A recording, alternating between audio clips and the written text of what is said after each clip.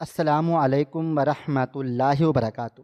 آج میری چھوٹی بہن کی شادی ہو رہی تھی کیونکہ وہ بہت خوبصورت تھی جب کہ میں 28 سال کی ہو چکی تھی۔ ابھی تک کنواری بیٹھی ہوئی تھی۔ جو ہی میں نے اپنی چھوٹی بہن کے سر پر دوپٹہ ڈالا تو ساتھ ہی اسے یہ کہہ کر بہت ڈرا دیا کہ شادی کے بعد شوہر بہت ظلم کرتا ہے۔ یہ سن کر وہ گھبرا گئی اور نکاح کے وقت وہ میرے سر پر دوپٹہ ڈال کر خود باتھ روم میں چھپ گئی تھی۔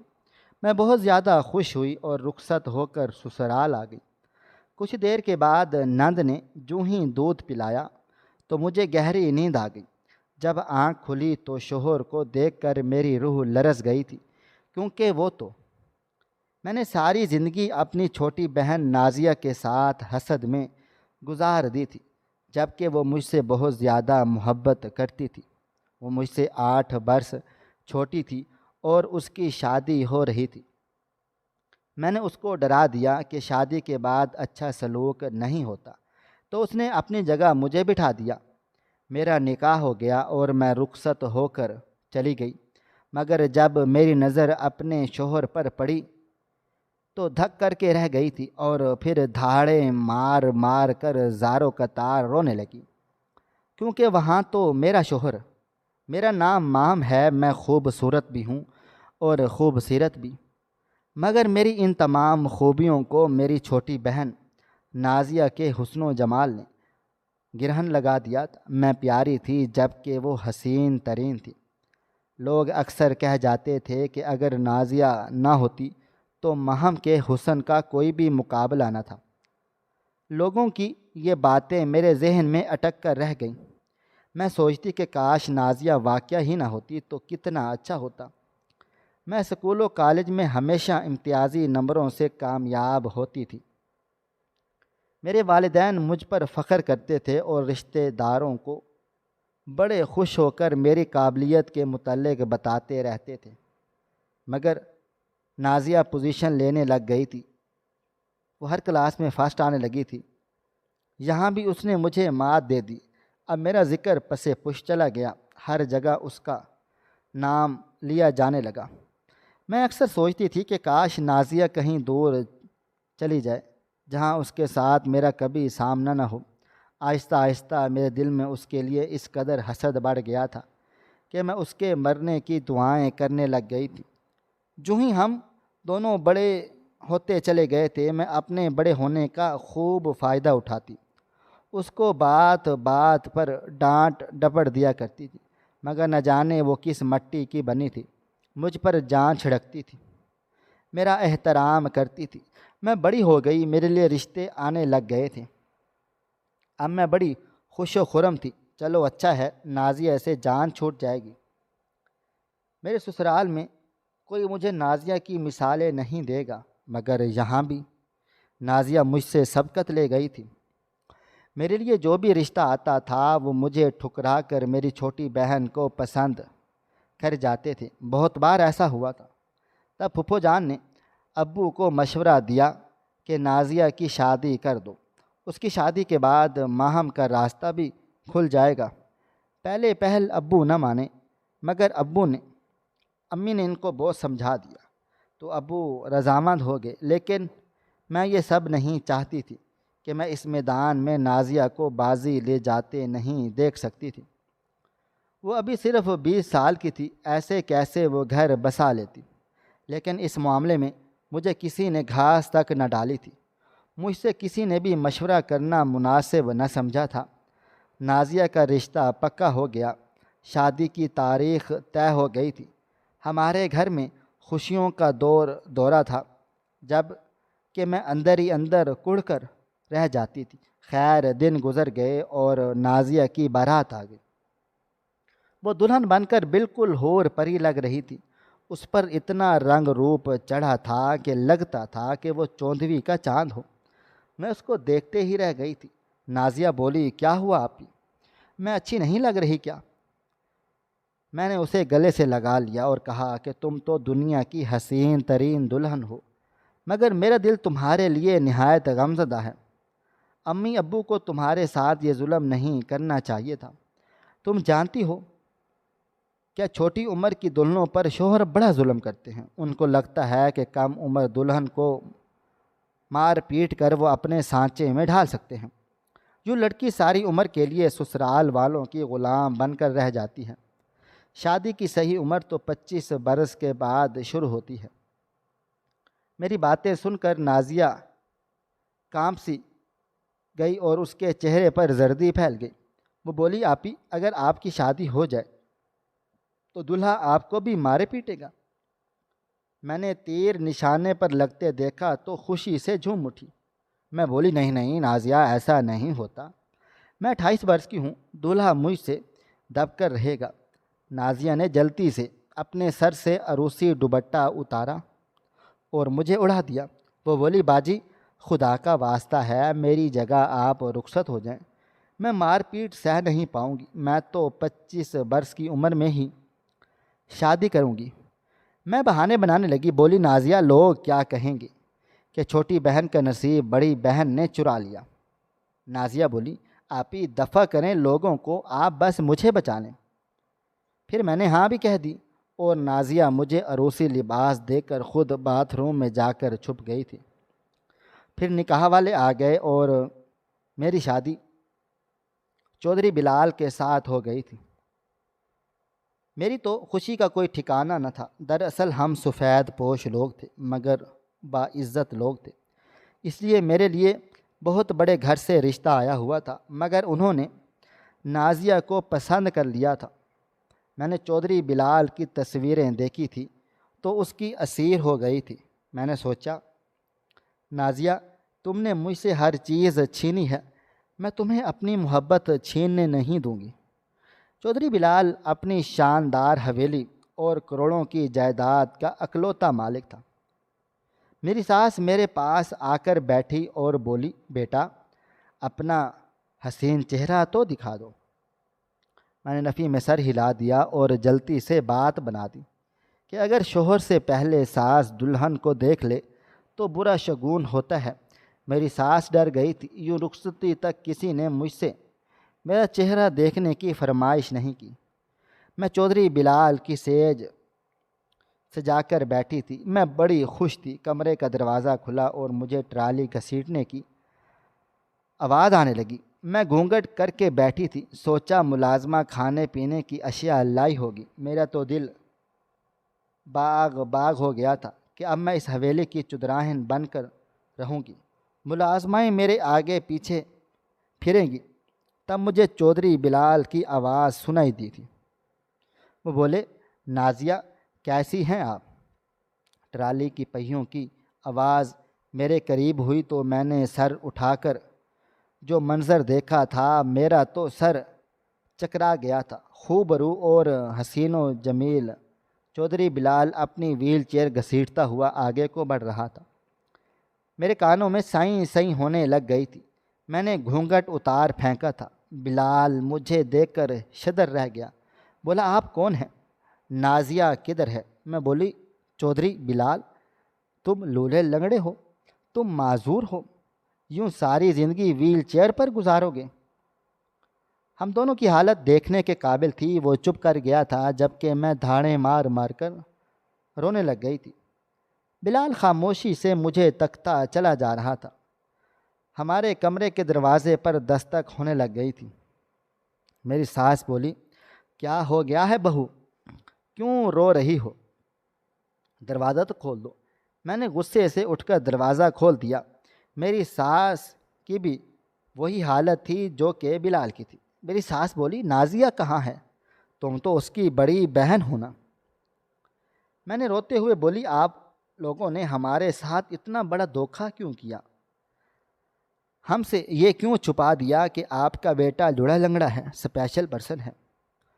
میری ساس غصے سے تن فن کرتے آگے بڑھی اور میرا بازو دبوچ کر بولی، دھوکہ تو تم لوگوں نے کیا، ہیرا دکھا کر کوئلہ تھما دیا، تمہیں تو میں دیکھ لیتی ہوں۔ میری ساس مجھے بازو سے پکڑ کر باہر لے کر جانے لگی تھی تو بلال بولا، امی جان 1 منٹ رک جائیں، میں نے آپ سے کہا نہیں تھا کہ میری شادی سے پہلے آپ لڑکی والوں کو میری حقیقت بتا دیں گی، ان سے کچھ بھی نہیں چھپائیں گی؟ آپ نے سچ نہیں بتایا نا؟ آپ نے دھوکہ دہی سے کام لیا نا؟ اب آپ کے ساتھ بھی ویسا ہی دھوکہ ہو گیا ہے تو واویلا مت مچائیں، جائیں یہاں سے۔ میری ساس کا بس نہیں چل رہا تھا کہ وہ مجھے کچا کچا چبا جائے، مگر پھر بیٹے کے ڈر سے باہر نکل گئی تھی۔ میں بیڈ پر بیٹھ کر پھر سے رونے لگ گئی۔ میں نازیہ کو کوستی جا رہی تھی، اس کی قسمت کتنی اچھی تھی نا، اس کی آزمائش کو میں نے گلے کا ہار بنا لیا تھا۔ کاش اس کی شادی اس لوڑھے لنگڑے سے ہو جاتی تو کتنا اچھا تھا نا۔ میرا سارا حساب تو یہیں چکتا ہو جاتا، مگر میری ہمت ماری گئی کہ جو پرائی آگ میں خود کو ڈال گئی۔ میں روتے ہوئے کہتی جا رہی تھی، ہائے نازیہ، تیرا بیڑا غرق ہو جائے، تو نے مجھے کس مصیبت میں ڈال دیا۔ بلاول بڑی دیر خاموش رہا، پھر بولا، کیا آپ کی بہن نے آپ کے ساتھ دھوکہ کیا ہے؟ میں نے بلال کی طرف دیکھا اور سوچا کہ اس کے ساتھ جھوٹ بول کر میں نے کرنا ہی کیا ہے، اس لیے سچ بتا دیا کہ نہیں نہیں، اس نے میرے ساتھ دھوکہ نہیں کیا، بلکہ میں نے نازیہ کے ساتھ دھوکہ کرنے کی کوشش کی تھی۔ میں نے اس کو ڈرا دھمکا دیا تھا کہ شوہر اچھے نہیں ہوتے، اس لیے اس نے اپنا دوپٹہ اور شوہر مجھے دے دیا۔ میری بات سن کر بلال بولا، آپ نے ایسا کیوں کیا ماہم؟ میں روتے ہوئے بولی، مت ماری گئی تھی، میرے نصیب پھوٹ گئے تھے، اس لیے دراصل میں نے تمہاری تصویر دیکھ لی تھی، مجھے تم پیارے لگے تھے، اس لیے میں نے سوچا کہ رشتہ میرے لیے آیا تھا تو میں کیوں بہن کی شادی ہونے دوں۔ بلال میری طرف دیکھ کر بولا، ماہم، کیا آپ نے غور نہیں کیا میری شکل و صورت اب بھی ویسی ہی ہے جیسی تصویر میں دکھتی تھی؟ بلال کی آنکھیں لال سرخ ہو گئی تھیں، وہ غمگین لگ رہا تھا، لیکن مجھے اس کی کوئی پرواہ نہیں تھی۔ میرے ساتھ جو ظلم ہوا تھا میرے لیے وہی بہت تھا۔ میرے مائکے میں بھی کوہرام برپا تھا کہ نازیہ کی جگہ ماہم کیوں رخصت ہو گئی۔ صبح ہوئی تو میری ساس مجھے کڑوے تیوروں سے گھور کر بولی، تجھے اس گھر میں بسنے نہیں دوں گی، تجھے طلاق دلوا کر ہی رہوں گی۔ میں بولی، آپ کے لوڑھے لنگڑے بیٹے کے ساتھ میں رہنا چاہتی ہی بھی نہیں، کل کی بجائے آپ مجھے ابھی کے ابھی طلاق دلوا دیں۔ میں اتنا کہہ کر پلٹی تو ویل چیئر پر بلال بیٹھا ہوا نظر آیا تھا، اس کا چہرہ ہتک کے مارے لال سرخ پڑ گیا تھا۔ مجھے اس پر گھڑی بھر کے لیے ترس آ گیا تھا، مگر میں نے سوچا کہ دنیا جہاں کے ترس کا ٹھیکہ میں نے تو نہیں اٹھا کے رکھا۔ میں کمرے میں چلی آئی تو بلال بولا، ماہم، جو ہونا تھا ہو گیا ہے، میں آپ کے سامنے ہوں، یہ گھر، یہ جائیداد، سب کچھ آپ کا ہے، اور اگر آپ مجھ سے طلاق لینا چاہتی ہیں تو میں آپ کے فیصلے کا احترام کروں گا۔ ایک دم سے میرے دل و دماغ میں خیال آ گیا، چلو طلاق تو میں ہی لے لوں گی، کیوں نہ ایسا کروں کہ ایک مہینہ اس شان و شوکت اور ٹھاٹھ باٹھ کے مزے چکھ لوں۔ میں نے بلال کی کوئی بات کا جواب نہ دیا اور کمرے سے باہر کو نکل گئی تھی۔ سامنے میری ساس کے پاس ایک لڑکا کھڑا بات چیت کر رہا تھا، وہ ہر چیز میں کامل تھا۔ میں چلتی ہوئی اپنی ساس کے قریب چلی گئی۔ اب میری ساس کا موڈ کافی خوشگوار لگ رہا تھا۔ وہ بولی، ماہم، اس سے ملو، یہ سلطان ہے، میری بہن کا بیٹا، یہ بھی ہماری طرح بہت بڑے جاگیردار ہیں۔ یہ کل سے میرا سر کھائے جا رہا ہے کہ بھابھی اتنی حسین و جمیل ہیں، میرے لیے بھی بھابھی جیسی لڑکی ڈھونڈ دینا۔ مجھے نازیہ کا خیال آ گیا کہ میں اب نازیہ کے لیے اس کا رشتہ مانگ لوں گی۔ میری ساس میری حالت سے محظوظ ہو رہی تھی، جبکہ میری حالت ایسی ہو گئی تھی کہ کاٹو تو بدن میں لہو نہیں، حسد اور جلن نے مجھے اندر سے جھلسا دیا۔ میں اپنے کمرے میں آ کر ٹوٹ پھوٹ کر رونے لگ گئی تھی، جبکہ بلال مجھے بے بسی سے دیکھتا رہ گیا تھا۔ میں نے بھی سوچ لیا تھا کہ میں نازیہ سے اس کا نصیب چھین کر ہی رہوں گی، میں نے سلطان کو اس سے چھین لوں گی۔ اس لیے میں نے سلطان کے ساتھ دوستی کرنے کی ٹھان لی تھی۔ ایک شام میں نے سلطان کو لان میں بیٹھا ہوا دیکھا تو جلدی جلدی اس کے پاس جا کر بیٹھ گئی تھی۔ اور بولی اگر آپ اجازت دیں تو میں یہاں بیٹھ جاؤں۔ سلطان نے مسکرا کر سر ہلا دیا۔ میں بیٹھتے ہی رونے لگ گئی۔ وہ بوکھلا سا گیا اور بولا کیا ہوا بھابھی؟ میرے رونے میں اور شدت آ گئی۔ میں بولی سلطان آج کے بعد مجھے بھابھی مت کہنا، مجھے اس رشتے سے نفرت ہے، میں تمہارے کزن کو شوہر ہی تسلیم نہیں کر پائی تو بھابھی کیوں کر ہوئی؟ میرا نام ماہم ہے، مجھے ماہم کہہ کر پکارا کرو۔ سلطان حیران و پریشان تو ہوا مگر پھر بولا ماہم کہیں کیا ہوا ہے آپ کو؟ آپ روئے کیوں چلی جا رہی ہیں؟ میں نے اپنی دکھ بھری داستان سلطان کو سنا ڈالی۔ میں بولی میرے ساتھ بڑا ظلم ہو گیا ہے، میں اس طرح کے اپاہج انسان کے ساتھ نہیں رہ سکتی۔ سلطان مجھے دلاسا دیتا رہا۔ میں کمرے میں گئی تو سلطان بڑی گہری نظروں سے مجھے دیکھ رہا تھا۔ وہ بولا ماہم ایک بات کہوں؟ میں نے سر ہلا دیا تو وہ بولا سلطان سے دور رہو، وہ بالکل بھی اچھا لڑکا نہیں ہے۔ میں روکھے انداز میں ہنس کر بولی کہ وہ کم از کم اپاہج تو نہیں ہے نا۔ بلال خاموش ہو گیا تھا۔ میں سونے کے لیے لیٹ گئی۔ آدھی رات میری آنکھ سسکیوں کی آواز سے کھل گئی تھی۔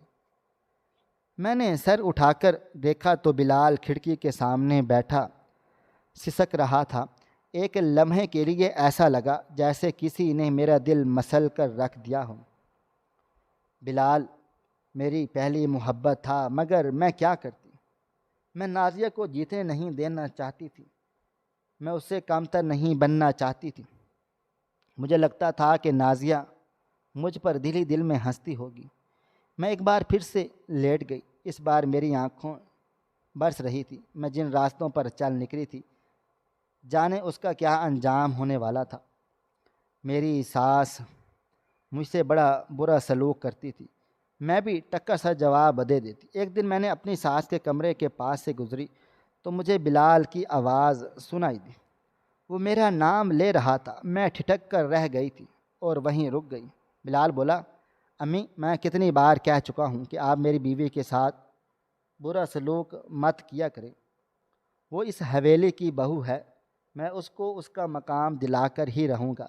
میری ساس بگڑ کر بولی وہی بیوی جو تمہارا نام لینا بھی پسند نہیں کرتی بلکہ تمہیں اپاہج کہہ کر پکارتی ہے۔ میں تو کہتی ہوں اس کو طلاق دے کر چلتا کر دو، مجھے ڈر ہے کہ وہ سلطان کو اپنے جال میں نہ پھنسا لے۔ بلال ایک دم بگڑ سا گیا اور بولا خبردار جو آج کے بعد آپ نے میری بیوی کے متعلق ایسی زبان استعمال کی۔ میں اپنے کمرے میں آ گئی تھی۔ میرے کمرے کے دروازے پر دستک ہوئی تو میں اٹھ کر دروازے تک چلی گئی تھی۔ سامنے سلطان کھڑا ہوا تھا، حشاش بشاش سا مسکراتا ہوا۔ سلطان، وہ بولا ماہم آ جاؤ ہم کہیں سیر سپاٹے پر چلتے ہیں۔ میں نے نفی میں سر ہلا دیا۔ میں بولی میری طبیعت ٹھیک نہیں۔ میری آنکھوں سے آنسو بہے چلے جا رہے تھے۔ مجھے اپنے رویے پر بڑا دکھ ہو رہا تھا۔ میں نے بلال کے ساتھ کیا کیا اور وہ کس طرح سے اپنی ماں کے سامنے میرے لیے ڈٹا ہوا ہے۔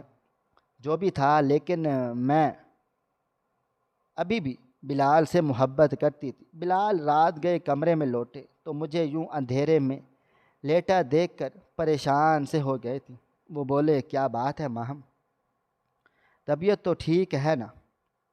میں ایک دم سے اٹھی اور بلال کے قدموں میں جا کر بیٹھ گئی تھی اور بولی خدارا مجھے معاف کر دے، میں تو آپ سے محبت کرتی ہوں، یہ سب کچھ میں نے اپنی بہن کی دشمنی میں کیا تھا۔ بلال زخمی سا ہنس کر بولا ایک اپاہج انسان کے ساتھ ہمدردی تو کی جا سکتی ہے مگر محبت تو ہرگز نہیں کی جا سکتی۔ میں رو دی تھی۔ میں نے سوچ لیا تھا کہ میں اپنی محبت سے بلال کا دل جیت لوں گی، اس کے دل سے ہر بدگمانی کو دور کر دوں گی۔ اب بلال کے سبھی کام میں اپنے ہاتھوں سے کرنے لگ گئی تھی۔ بلال نہ کرتا رہ جاتا۔ سلطان بھی کئی بار میرے پاس چلا آیا اور بولا ماہم تم مجھے وقت نہیں دیتی تو کچھ بھی اچھا سا نہیں لگتا۔ اس حقیقت سے نظریں چرا نہیں سکتی کہ ایک معذور انسان تمہیں کچھ بھی نہیں دے سکتا۔ میں نے سلطان کو بہت بری طرح سے جھڑک دیا تھا۔ میں بولی آج کے بعد تم مجھے بھابھی کہا کرو۔ سلطان خاموش ہو کر چلا گیا تھا۔ مگر وہ بار بار میرے پاس آتا، یوں ظاہر کرتا جیسے میں ہی اس کا سب کچھ ہوں۔ مگر میں نے خود پر جبر کیا تھا۔ میری ساس میرے پاس چلی آئی اور بولی، ماہم، میں سلطان کے لیے نازیہ کا ہاتھ مانگنا چاہتی ہوں۔ نازیہ کتنی خوش رہے گی نا سلطان کے ساتھ، مگر تم دل چھوٹا مت کرنا، کیونکہ نصیب اپنا اپنا ہوتا ہے۔ تم نازیہ کے حصے کی خوشیاں اس سے چھین نہیں سکتی۔ اتنا کہہ کر میری ساس چلی گئی تھی، جبکہ میں یہ سوچتی رہ گئی کہ میری ساس مجھے کیوں اکسا رہی ہے، وہ ایسی باتیں کیوں کرتی ہے جس سے مجھے طیش آ جائے اور میں سب کچھ تہس نہس کر ڈالوں۔ میں اپنے جذبات دبا جایا کرتی تھی۔ بلال کے سبھی کام میں خود کرتی تھی۔ بلال کی دوائیوں کا انتظام بھی میں نے اپنے ہاتھوں میں لے لیا تھا، مگر میں یہ دیکھ کر دنگ رہ گئی تھی کہ بلال کو تو بہت بھاری مقدار میں دوائیاں دی جاتی تھیں۔ 10 گولیاں ایک وقت میں کھلائی جاتی تھیں۔ مجھے بڑی حیرت ہوئی، مگر میں چاہتی تھی کہ بلال ٹھیک ہو جائے، اس لیے دوا دینے میں کوتاہی نہیں برتی تھی۔ ایک دن میری ساس کو پتہ چلا کہ اب بلال کو دوا میں دینے لگی ہوں تو میری ساس آگ کا شعلہ بن گئی تھی۔ اس نے چیخ چیخ کر پوری حویلی کو سر پر اٹھا لیا۔ میری ساس کہہ رہی تھی کہ ماہم میرے بیٹے سے جان خلاصی کے لیے اسے مار ڈالے گی۔ بلال بھی بھڑک اٹھا تھا۔ وہ بولا، آپ میری بیوی پر اس طرح کے الزامات مت لگایا کریں۔ شام میں بلال نے مجھ سے دعا مانگی تو میں نے انکار کر دیا۔ میں بولی، آج سے آپ کو دعا ملازمہ ہی دیا کرے گی۔ مگر بلال سختی سے بولا، ماہم مجھے دعا تمہارے ہاتھوں سے کھانی ہے۔ میں بلال کو دوائی کھلا کر فارغ ہوئی تو بلال تھر تھر کانپنے لگا۔ میں ڈر گئی تھی تو اس نے دلاسا دیا، کہا، فکر نہ کرو، دوا کے بعد میری ایسی حالت ہو جاتی ہے۔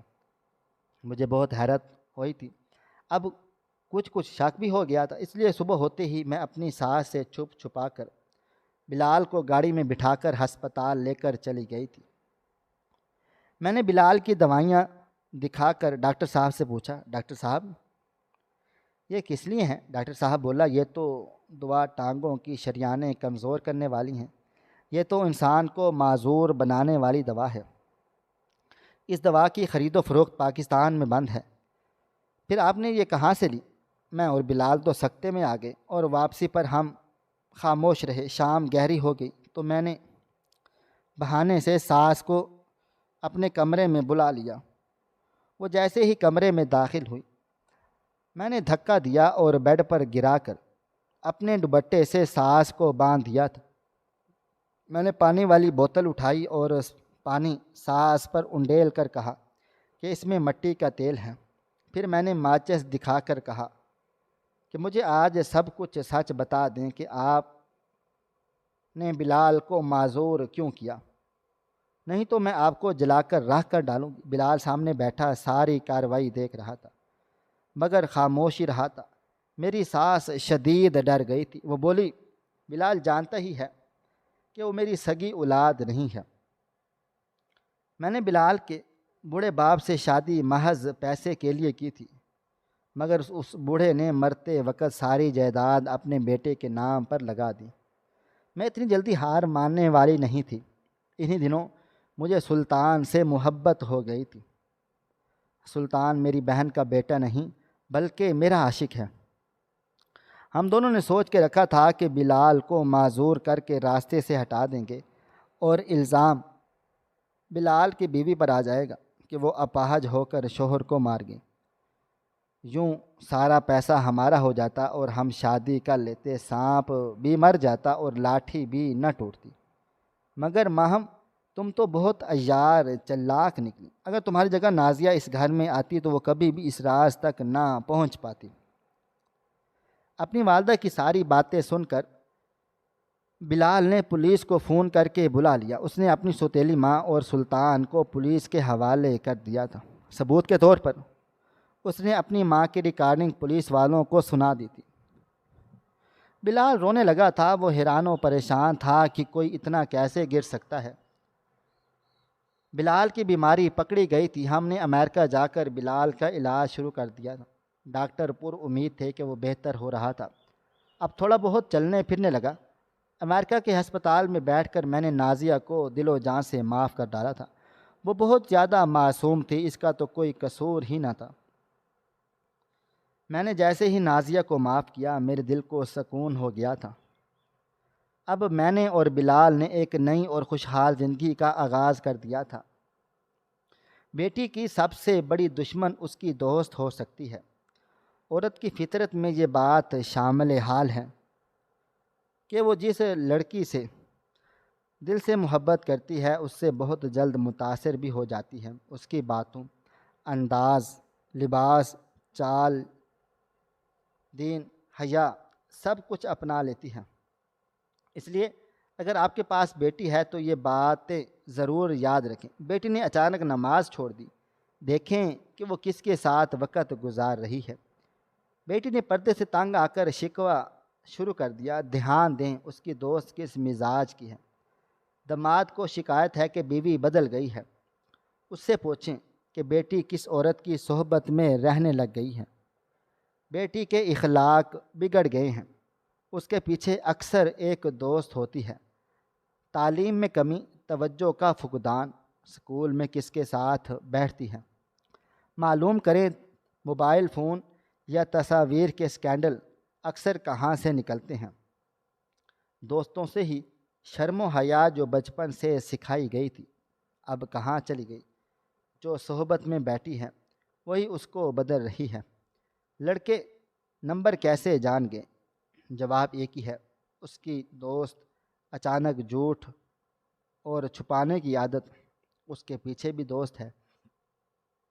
میں یہ نہیں کہتا کہ ہر غلطی صرف دوست کی وجہ سے ہوتی ہے، لیکن یہ طے ہے کہ بیٹی کے اندر اچانک آنے والی 70% تبدیلیاں اس کی دوستوں کی وجہ سے آتی ہیں۔